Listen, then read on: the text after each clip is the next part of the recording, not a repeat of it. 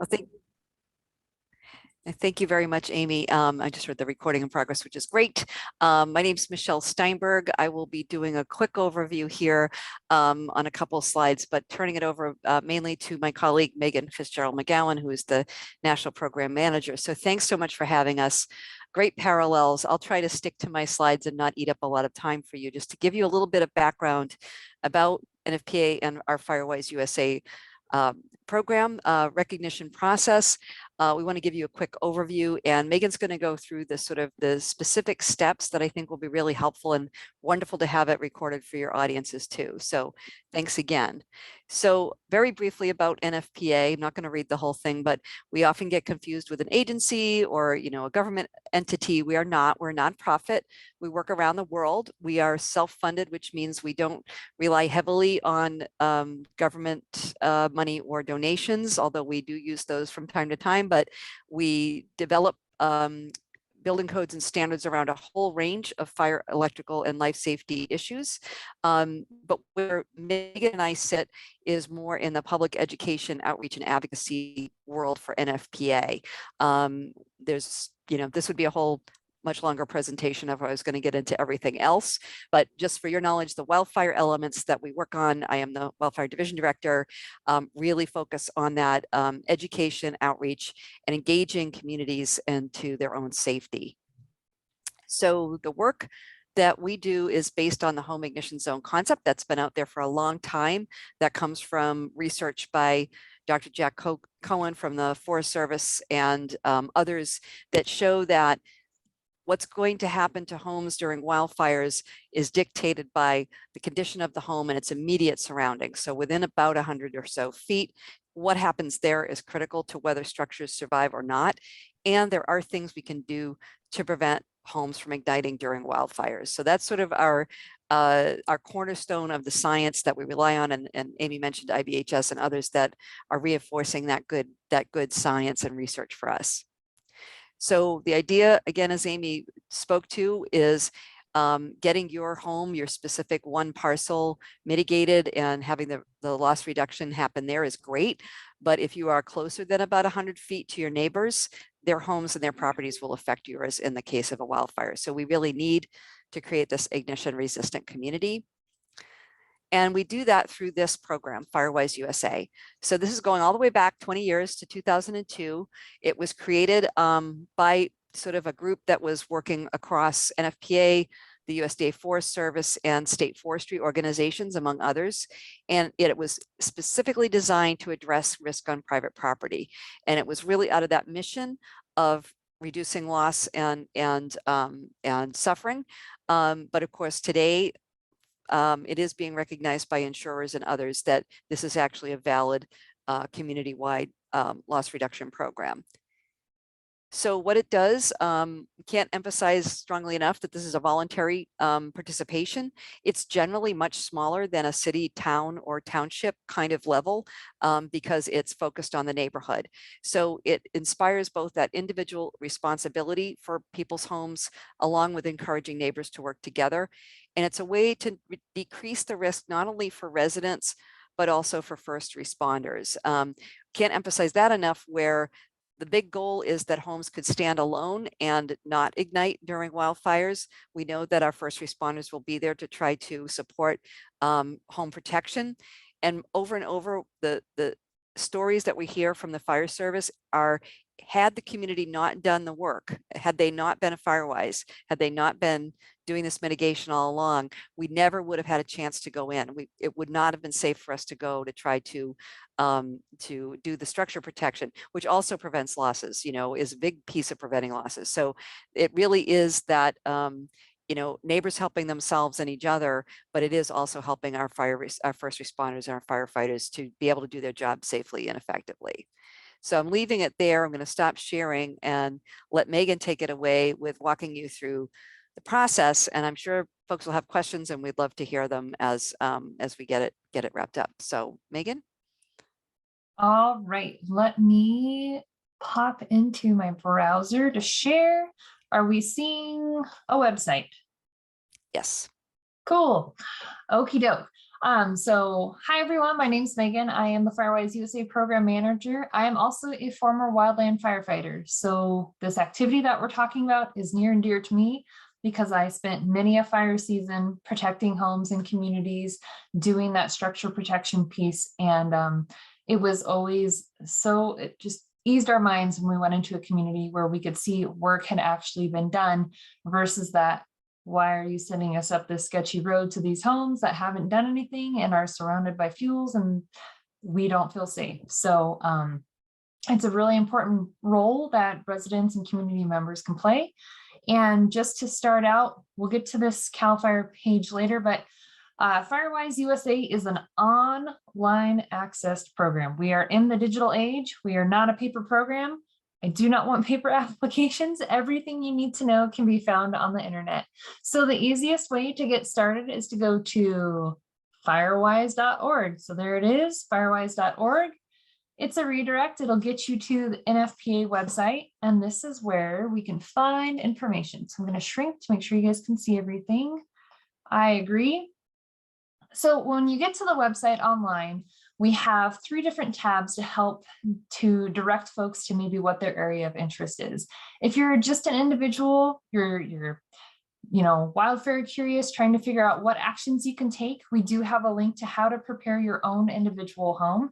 And this will take you to our page that has individual actions. Again, that idea of the home ignition zone, resources that you can download to help yourself, but also share with your friends and family and neighbors. So we won't dive into that, but I'm showing it again because this is the cornerstone of everything. If we're looking at a program where neighbors are working together, they need to be working on the same types of actions, right? Doing the same things in the correct places. And it's really about that idea of starting with your home itself and then working your way out to further in your property or maybe where your neighbor's property meets up with yours. If you have gotten on board and you and some neighbors are interested in working together more, that's when we can get into FireWise, and this Get Started button in the middle will take you to the page where all the details are. So to become a FireWise USA site, we do have a set of criteria and steps that need to be followed. And this is that idea of kind of standardization. When the insurance industry looks at FireWise, that is one of the things that they liked, is there is a certain set of steps that communities have to follow, and they have to meet them to join, and they have to meet them every year to stay in the program and stay in good standing. So the first idea is around becoming organized. If your community, or if you are supporting neighborhoods, HOAs, and communities in becoming FireWise or encouraging them in their wildfire risk reduction efforts, the first thing that needs to happen is organization. So a board or a committee needs to be formed, and it will consist of volunteer residents from that self-identified community or neighborhood. And then it really should include some other local partners, such as maybe your forestry, either state or federal forestry organization, your fire department, fire safe council, other nonprofits who work in the space. We see in California a variety of organizations and individuals who are supporting residents and communities in this work. That board will kind of talk, see what the risk is. They will help maybe host some meetings and then identify that community boundary. And this is important for recognition and the data that we share around FireWise. And then they are going to lead in the planning effort for the community. So 2 other things that have to be met in order to be recognized are you have to have a community wildfire risk assessment done. And NFPA does provide a template, and in the state of California, that is the template that they use. Right now, the state has over 500 sites. It's getting probably closer to 600 than 500 these days. And in order to manage, support, review applications, and ensure folks are making it through the process, CAL FIRE has set the standard for this one template shall be used, and it allows them to better screen things and work with community members on any questions they have. So that risk assessment is really going to look at the condition of the homes and properties within the community, right? Because it's about what the resident can control and that good action on the ground around homes and in the home ignition zone. So it takes into account, like in general, what are the roof types, all of these things that IBHS, the California Department of Insurance, the recommendations on there, all those things that have been touched on in terms of home construction materials, and that 0 to 5 foot space and working its way out. That's what the risk assessment looks like. And within it, there's opportunities to highlight strengths and vulnerabilities within the community. And then all of that information will be used to develop an action plan. And this is where we're going to pop over to the CAL FIRE website real quick. So again, CAL FIRE is our lead partner in California. We at NFPA are a very small team. And since the program started, we have worked with our state partners to facilitate through their staff and their local networks. So CAL FIRE is the liaison to NFPA, and they work with their staff members in the different regions, and then through fire safe councils and others to help facilitate and implement. So they're ready for wildfire.org website. They do have a whole FireWise section, and it's a lot of the same information you'll see on NFPA's website. Again, organized, plan. Here, though, they really call out, they have a bunch of staff in the land use planning group supporting FireWise, and they are assigned to different counties, and they can be a resource to, again, that practitioner partner or that resident stakeholder who's looking at beginning a community. There's the template that can be downloaded. It's a PDF for now, but we're working on integrating it into the online portal, which I will show you the portal soon.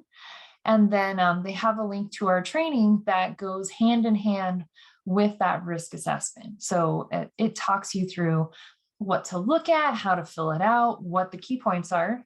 And then something that they have implemented this year is a 3-year action plan template that they've developed. It's in a Word document. That way folks can get as detailed as they want to. But, you know, from the program, prior to 2017, communities would join, they'd fill in an application, they would do their annual renewal, but the risk assessment and action plan that they developed at the start wasn't required to be updated. So we had some communities that started in 2002 and in 2017 probably had never looked at their documents again. And we know that things change and goals get met and the new priorities are tackled.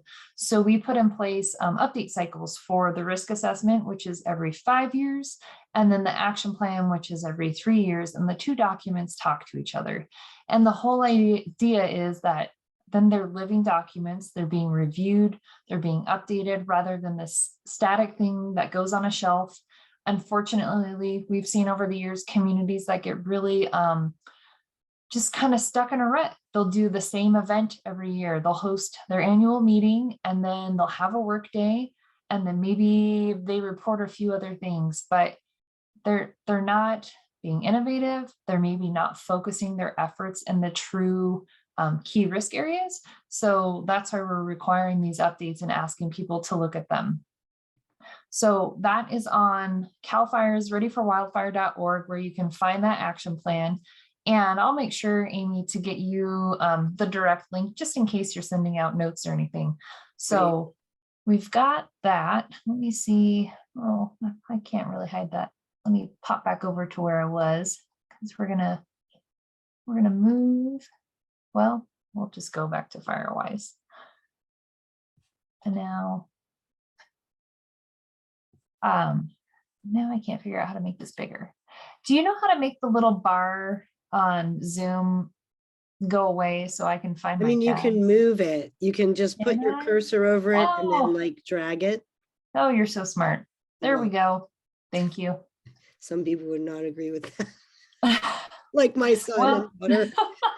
Well, I appreciate that direction, or else we would have been just kind of stuck there. So we're back here on the NFPA website. So we're planned, we're ready to go. Now we actually have to do things.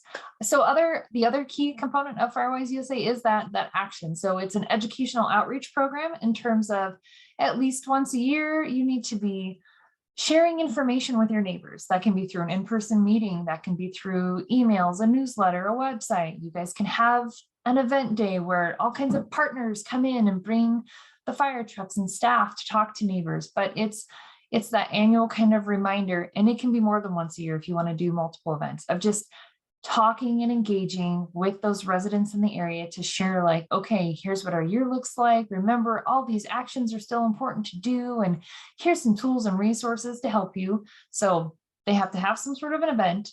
And then the whole idea is decreasing, right, the fuel loading on the ground and improving the quality of the homes.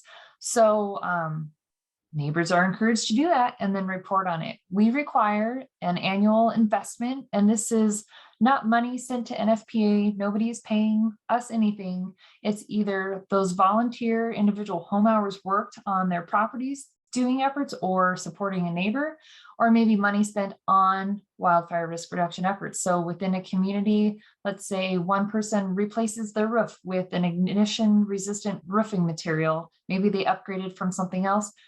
That counts for the community's investment, because that home is going to be better situated and it's going to help the surrounding homes be better situated, right? Because it's less of a threat.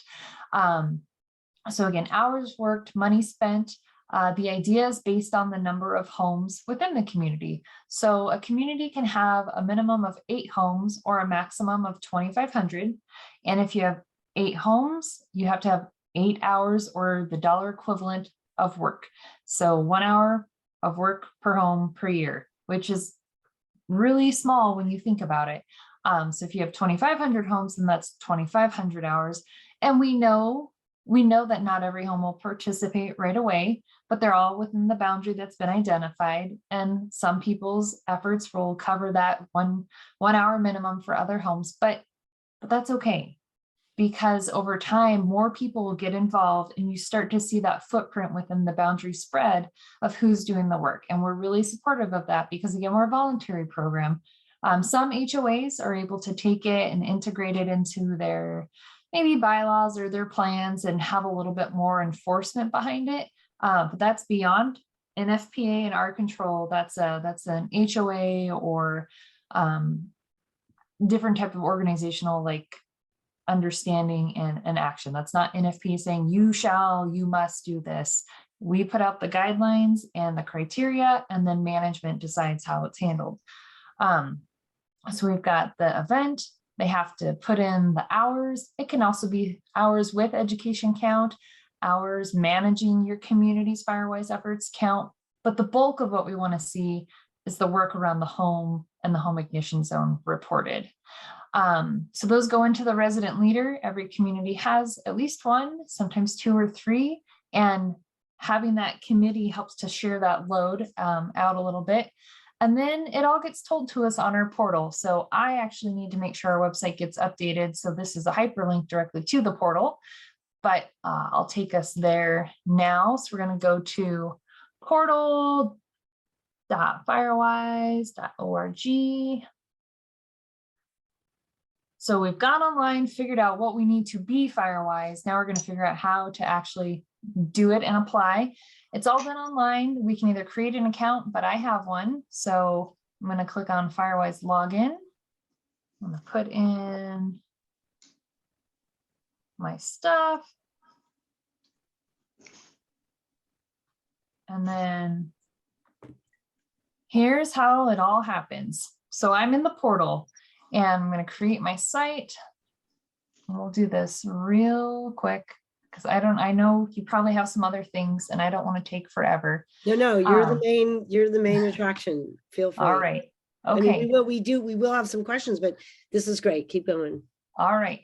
So I came in here earlier to kind of start to get things set up, and we're going to create a new community here in Delaware. Because there's nothing in there right now and it won't mess up our numbers or anything, but I am going to select that I am the resident leader, me, Megan. I'm going to be in charge. I don't have a regional coordinator at the moment. So a regional coordinator might be that fire department person, that other expert who's helping you. Name of our FireWise site will be the wrap demo. And then we're going to have 50 homes. So anything with a star is mandatory, anything without, not so much. Let's see, we're gonna go 120 because, you know, maybe 2 people per home plus some others. How did I hear about FireWise? Oh, through insurance maybe. And then no, we'll do that later.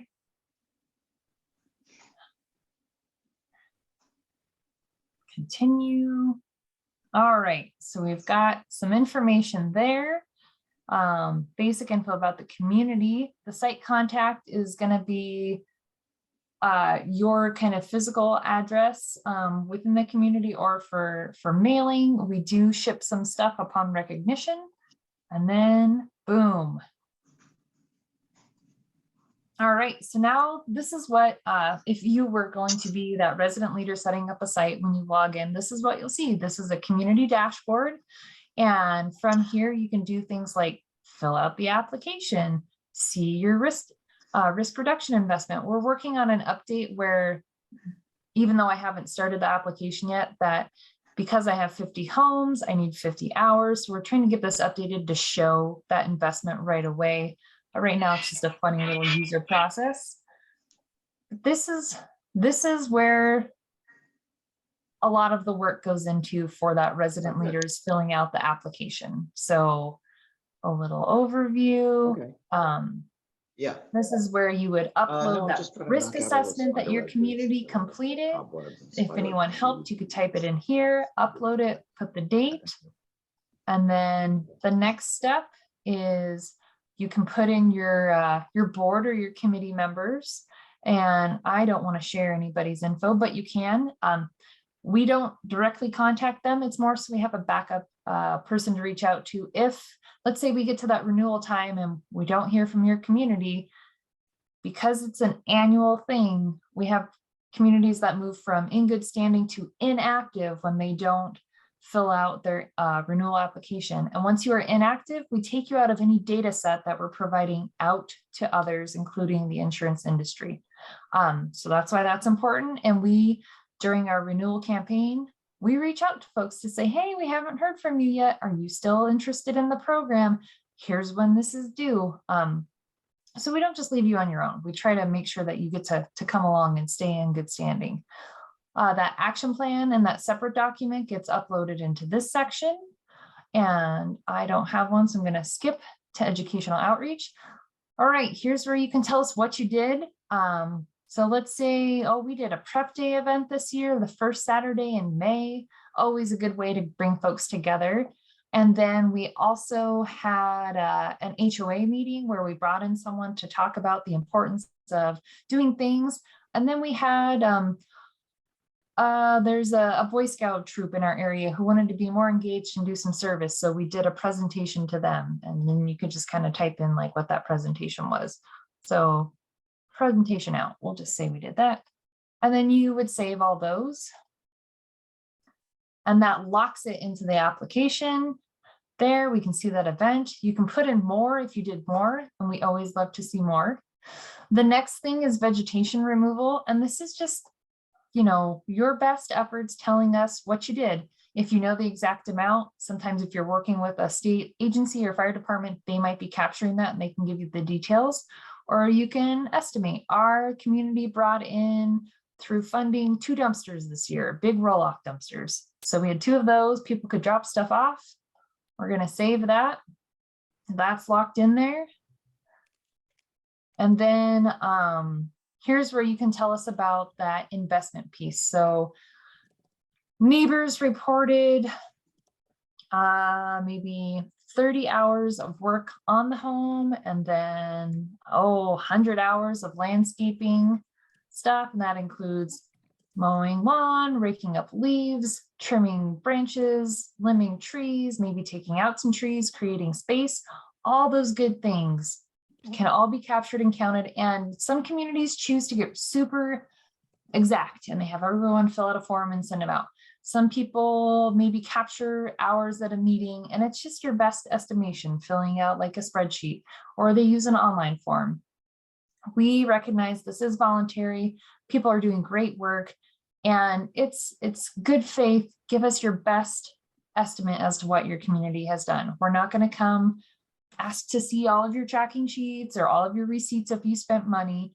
We're really, it's that guidance to encourage you to do the work. So we have specific boxes for you to fill in, but it's really so you think about it and do that work in the right place.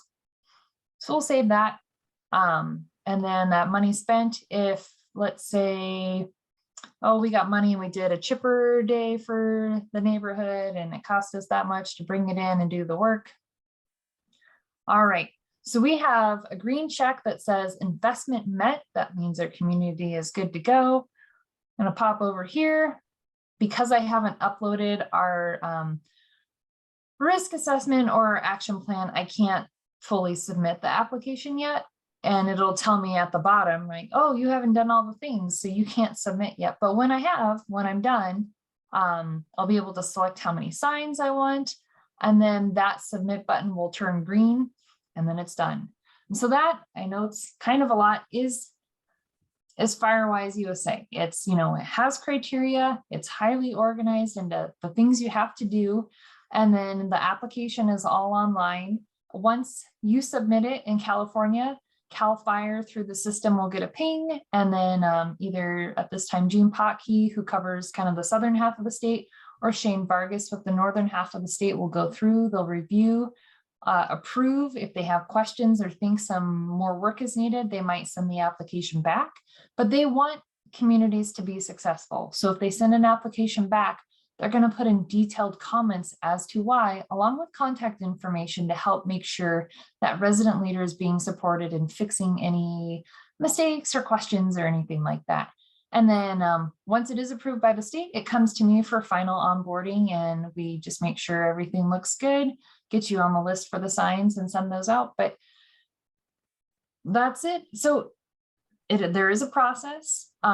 It does take a little bit of time and effort, but we have almost 2,000 active communities. We're just a little short.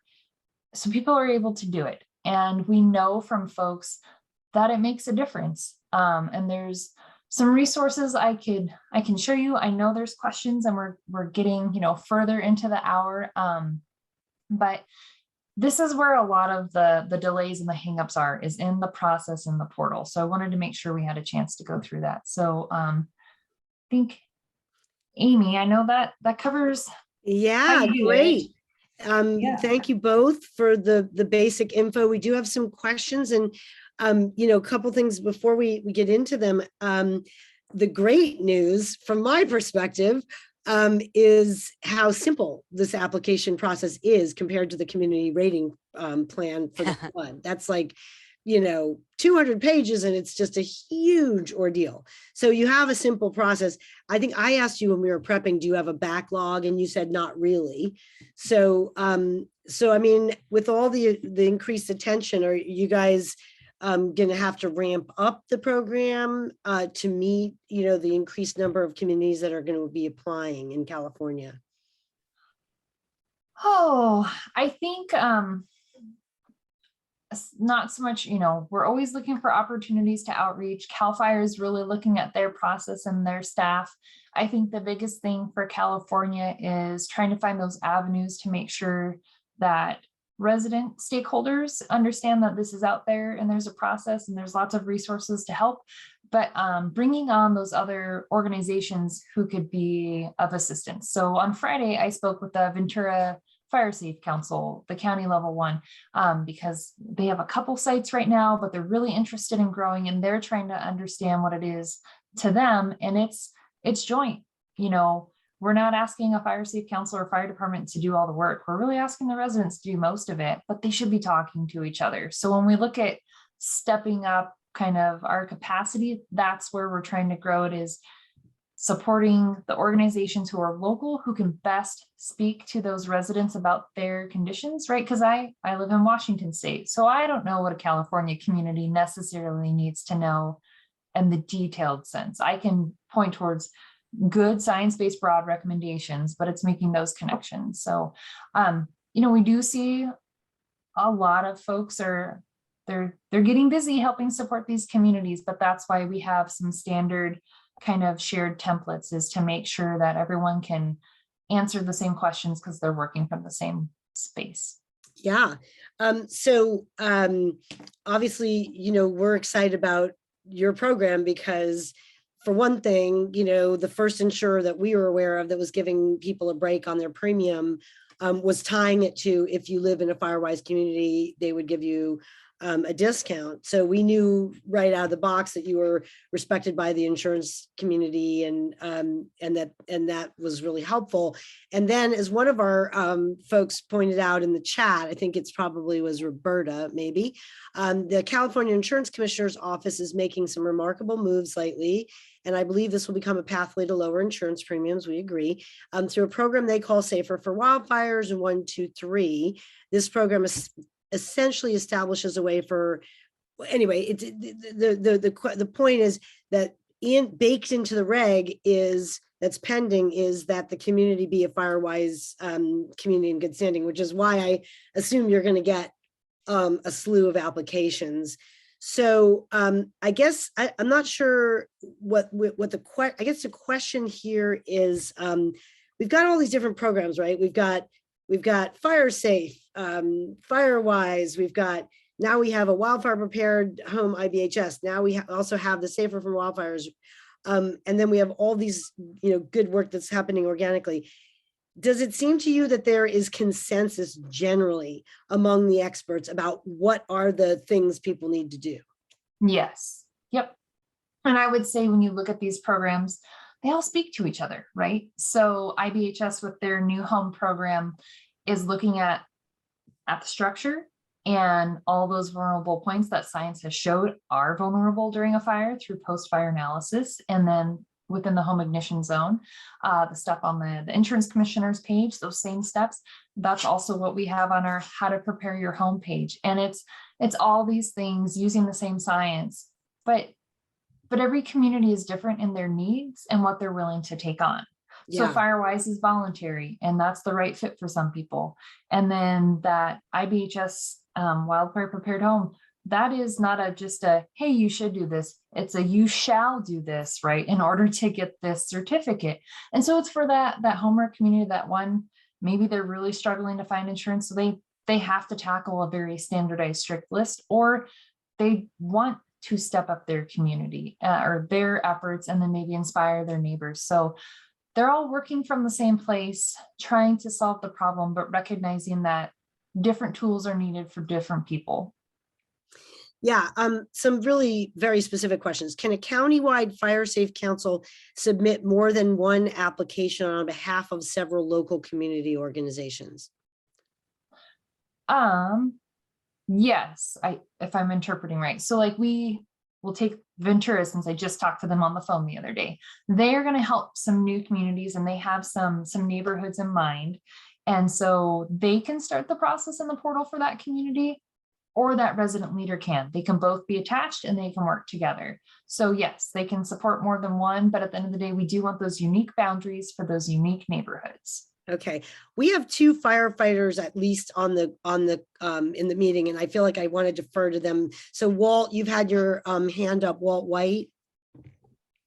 Okay, well, thank you. And first, I just want to say thanks for all the work you do. In Amador County, we've been pretty active working with the Fire Safe Council and the Sheriff's Department. And in just over a year, we've helped 12 communities achieve FireWise status, and there's 24 more that are in some phase of the application process.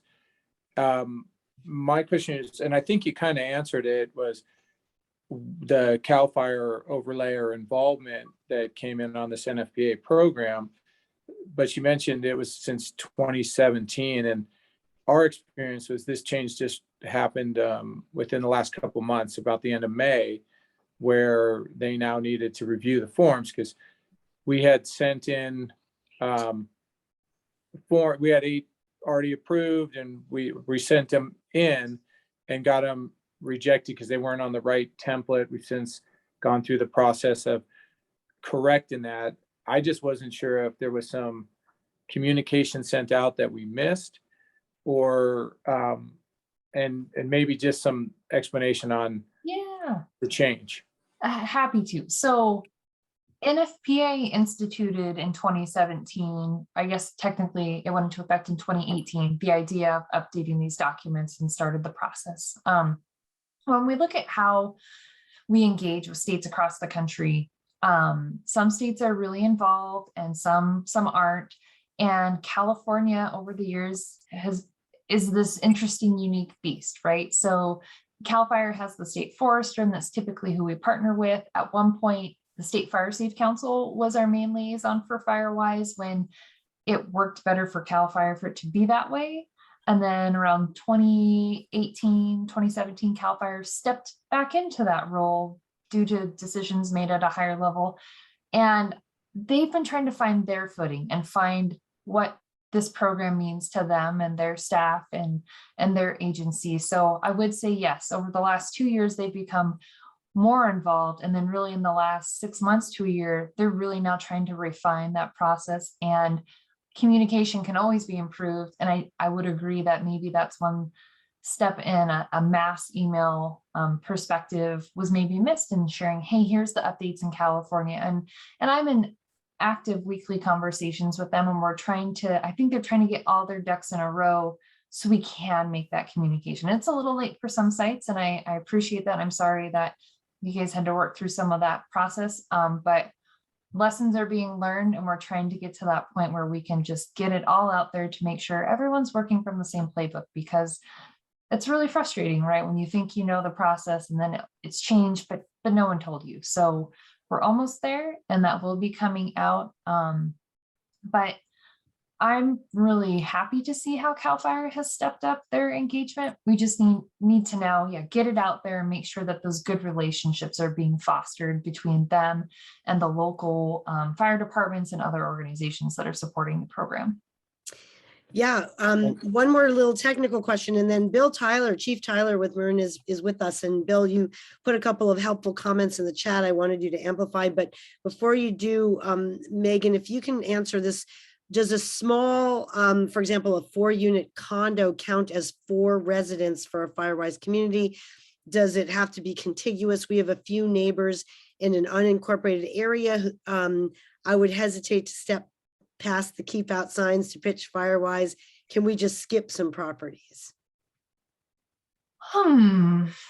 Michelle, maybe I'll ask for your thoughts as well. That's This what, is yeah, This that's is- good to have a colleague pass it. Sure. This is tricky. You can pass that back if you want. Yeah, let's hear your Just thoughts. philosophy, right? So the dwelling unit idea, I don't want to get too deep in the weeds of history, but we'd actually modeled some of the way that we organized the program way back in the beginning of the 2000s, after the Tree Cities USA program, just sort of these metrics, right? So this $2 per capita is what we were doing, not realizing that the worst question you can ask of a neighborhood group of, not municipal employees, but, neighbors, how many people live in the community?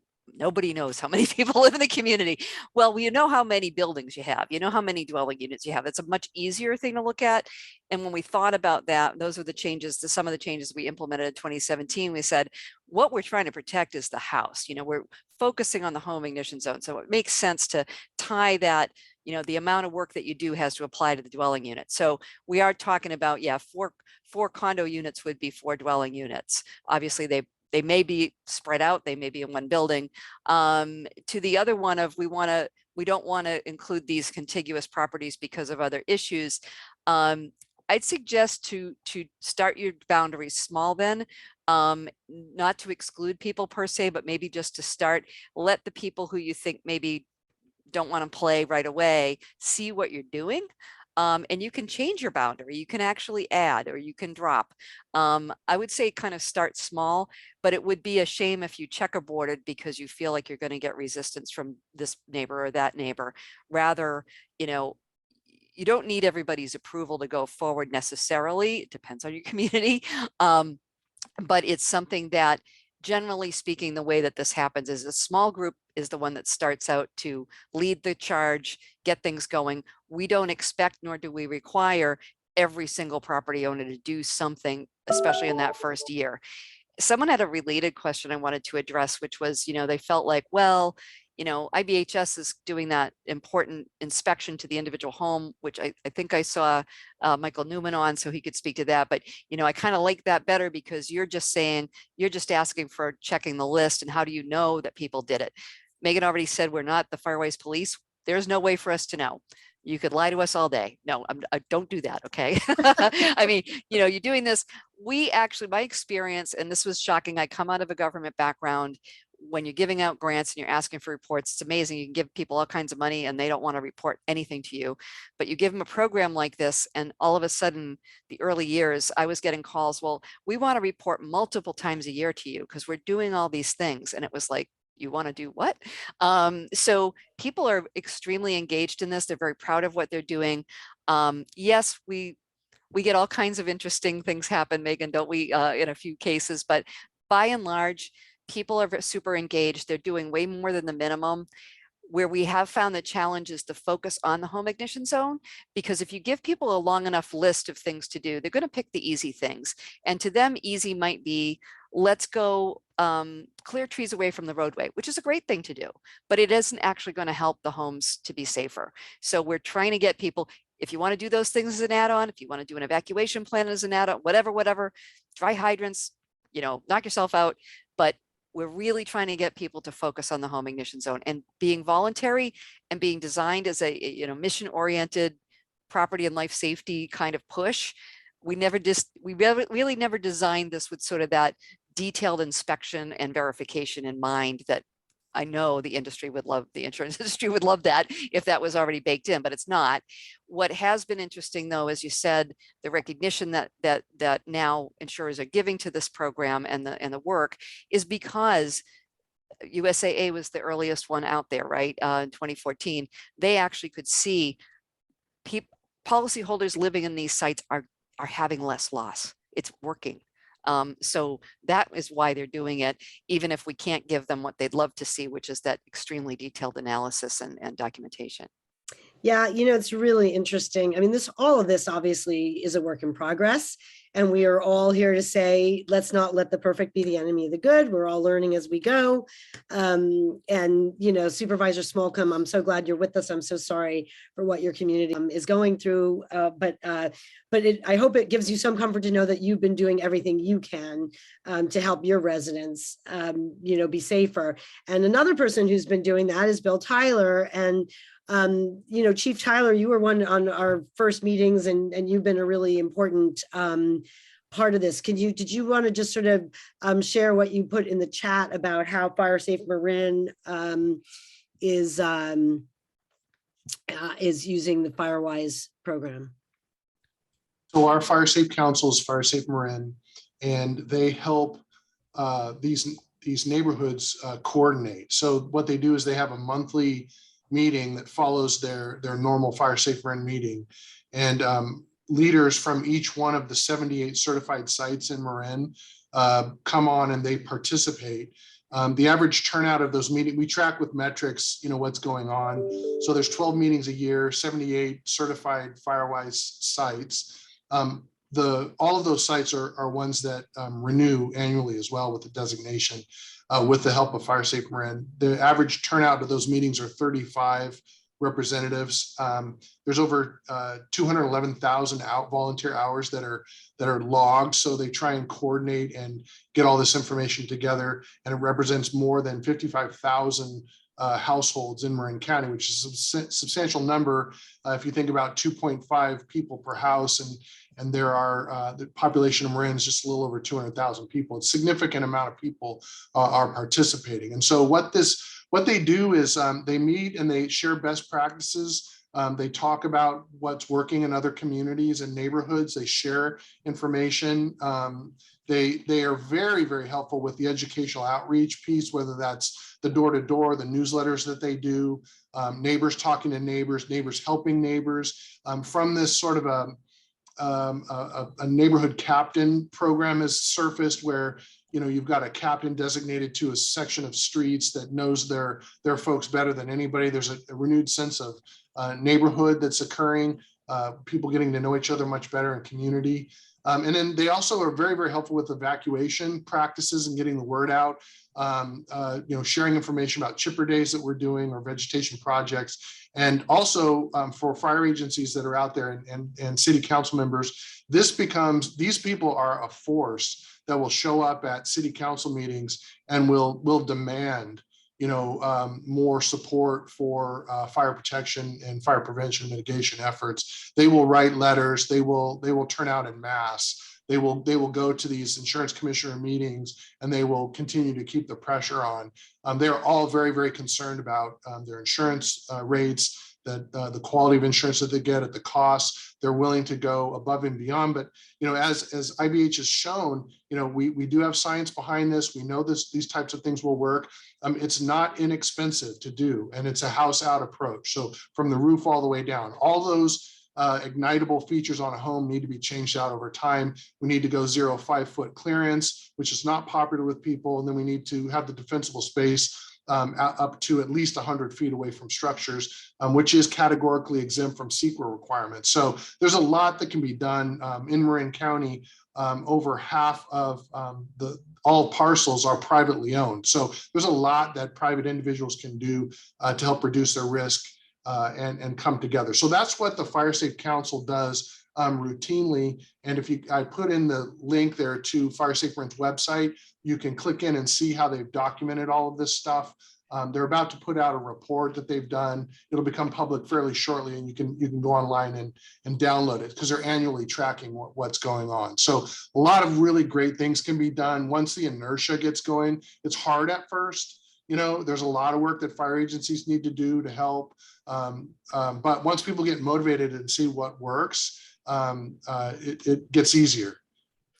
Yeah, well, we are at the hour, and obviously this is such an important topic, and we could go on and on. But I do like to honor people's time, so we are going to wrap up. But I want to just to hit a few quick things.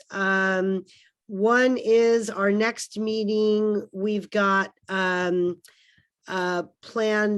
for I'm sorry, Tuesday. Oh, do we not put a date, Em? I thought we didn't. That's right. We're waiting for the guest speaker to confirm. We had an invitation to a speaker, but I think based on this conversation, we've been trying to hit the most kind of some of the most important facets of this work stream. We had the IBHS guys, we've had firefighting professionals, and we've had a lot of different presentations. I think the themes where I think we need more conversation will be who's going to do inspections and certifications, and how often. We know insurers have been very clear they don't want to be the police. We hear FireWise doesn't want to be the police.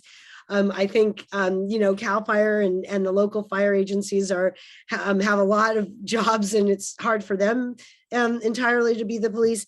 So that, I think there's some technology that's going to be tapped. So we will be looking for we will be putting together a future meeting to focus more on that.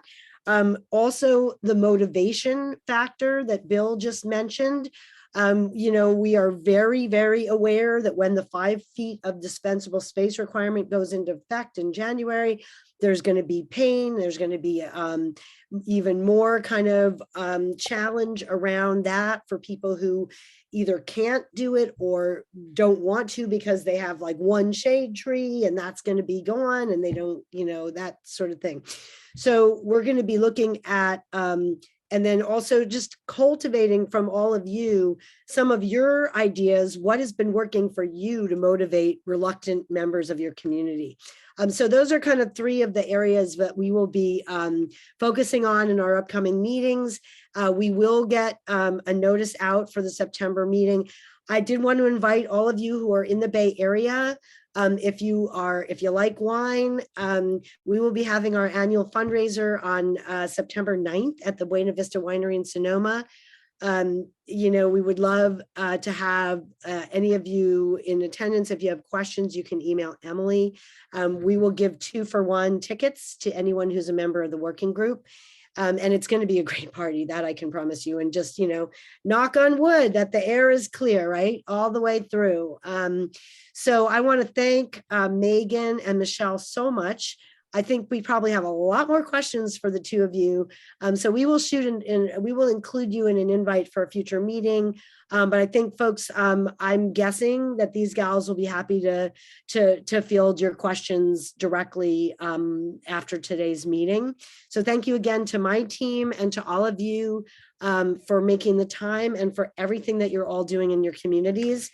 It's a really, among all the sad, scary things going on, this energy is all positive. This is can-do energy. This is, we're not powerless in the face of climate change. So thank you all for being part of that positivity. Have a good rest of your week. And until we reconvene, be safe and be healthy. Thank you, Amy.